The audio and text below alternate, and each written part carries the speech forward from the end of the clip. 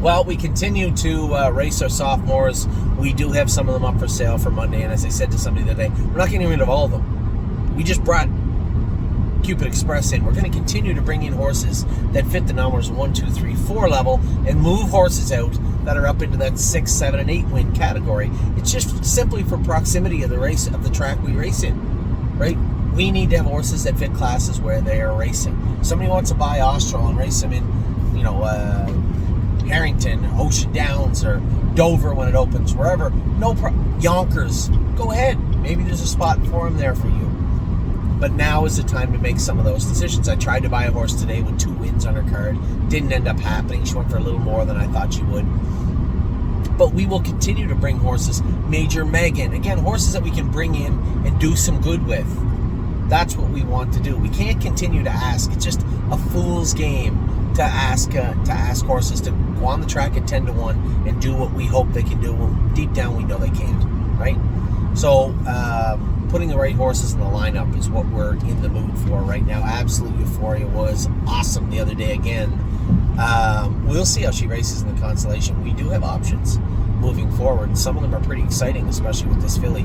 So we'll see what takes place with Absolute Euphoria. But quietly, we do have some quiet heroes this summer, and she is definitely one of those. She's been racing absolutely fantastic.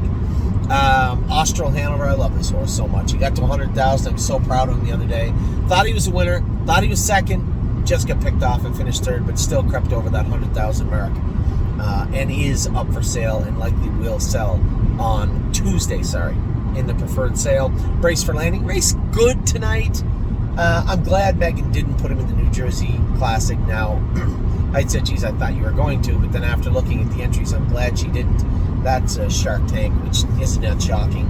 He was in an overnight class tonight. Race good, 4th, closing in on the end of it. Learning to be a better horse, and I think in the long run, he will be for it.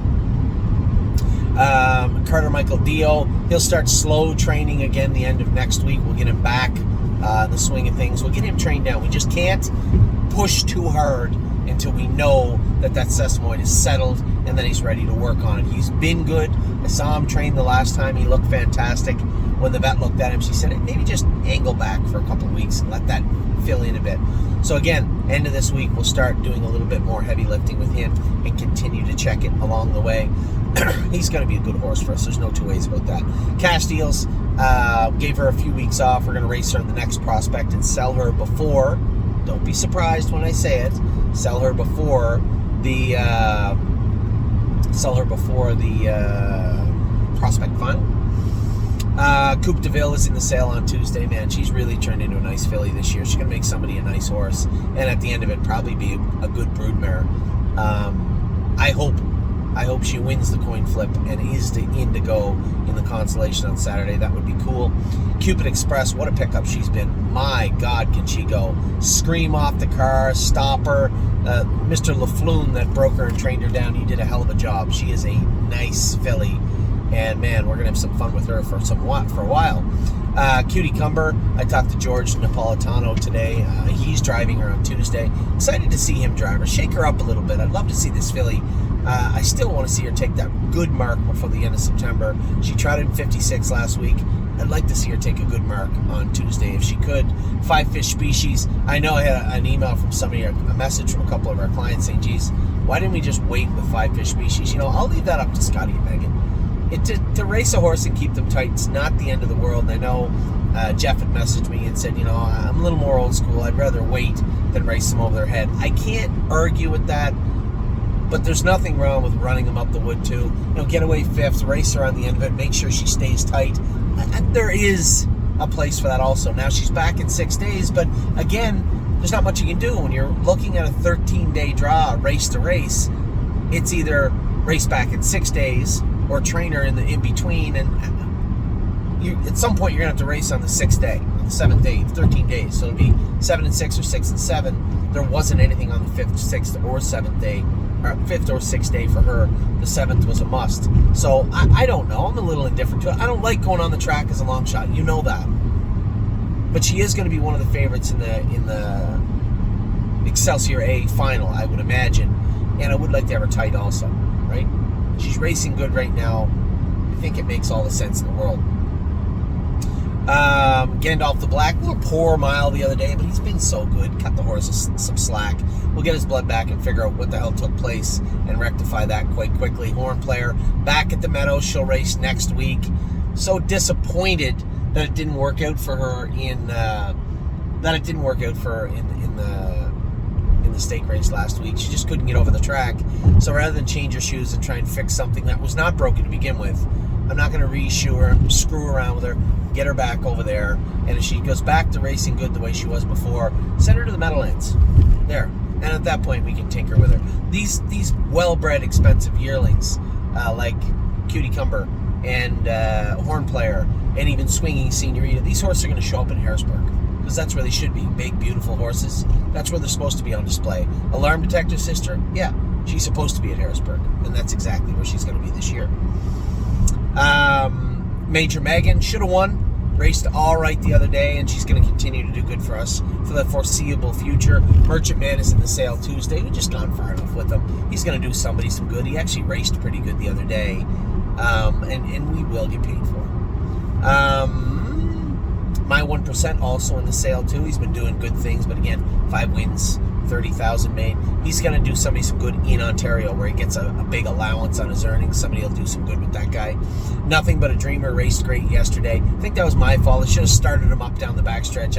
I asked him to go where he wasn't comfortable in the last turn. It was just a dumb move by me, but he'll win next week. I think Smoking Hot Irish Girl will too. She just got picked off today, has been racing great. Really happy with her.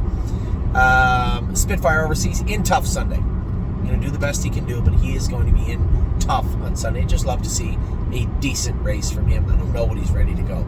He's got 4 training trips. He's ready to trot in 53. It's a long way from 58 to 57 a piece the other day.